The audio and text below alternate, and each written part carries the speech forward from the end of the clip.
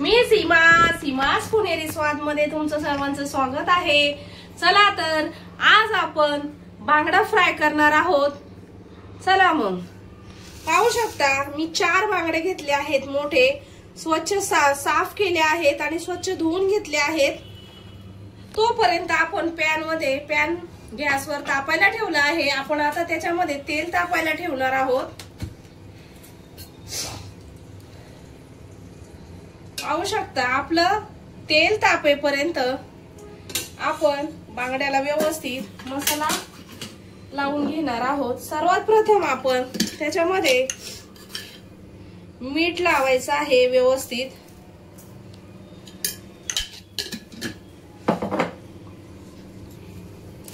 अशा प्रकारे आपण सर्व बांगड्यांना व्यवस्थित मीठ लावून घेतलं आहे।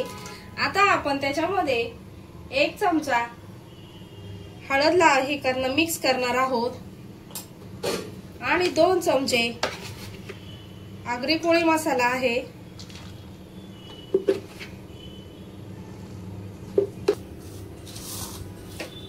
हळद आणि आगरी कोळी मसाला आपण व्यवस्थित मच्छीला बांगड्याला व्यवस्थित लावून घ्यायचा आहे।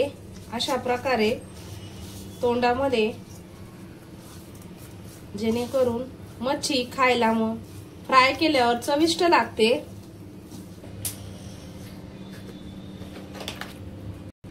पाहू शकता मच्छीला सगळा मसाला व्यवस्थित लावला आहे।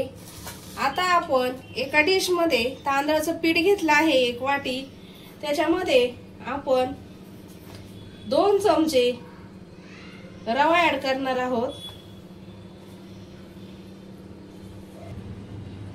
अर्धा चमचा हळद घेतली आहे, 1 चमचा आगरी कोळी मसाला घेतला आहे आणि आपण त्याच्यामध्ये थोडंसं मीठ ऍड करणार आहोत।